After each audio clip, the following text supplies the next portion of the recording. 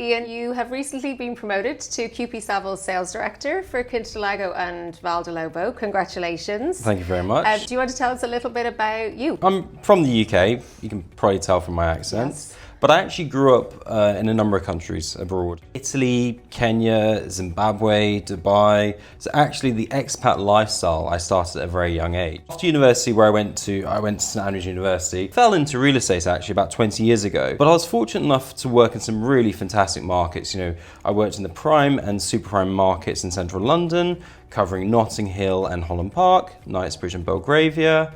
And I've seen and sold some of the fantastic houses and led some really good sales teams as well along the way. How did you end up here in the Algarve? By coincidence. It wasn't on our radar at all, the Algarve, but we came over for a holiday, about 4 years ago or so. And it was Christmas Day, it was 20 degrees, the kids are swimming in the pool, and I was looking around and thinking, this area is incredible, and there's some beautiful real estate to sell as well. So a few weeks later, I went back and handed in my resignation. Wow. And then started thinking about, who to work for, etc., etc. No messing. No messing at all.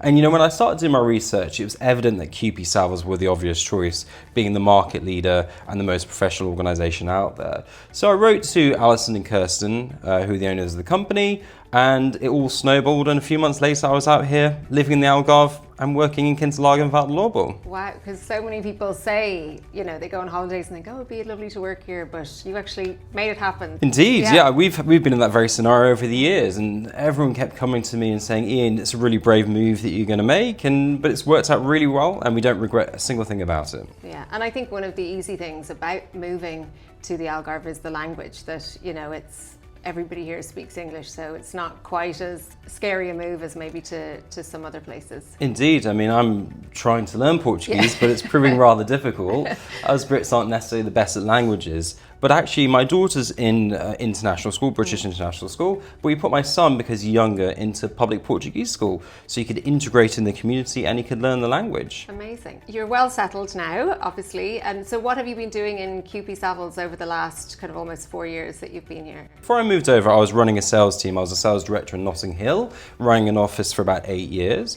And when I moved over here, I was under no pretension that I was going to walk into a sales director role straight away. So I came here as a sales executive, learned the areas, learned the industry, proved myself, and then shortly after I was promoted to senior sales executive, and then the owners asked me to look after the Vale de Lobo office to grow market share. So moving into the sales director role for Quinta, Lago and Vale de Lobo seems like a natural progression. Tell us about your new role then and what that will entail. I'm stepping away a little bit from this day-to-day selling of property, and I'll be managing more of the team. We've got a large, excellent, really experienced sales team, the largest in the area, and we've got a fantastic marketing department.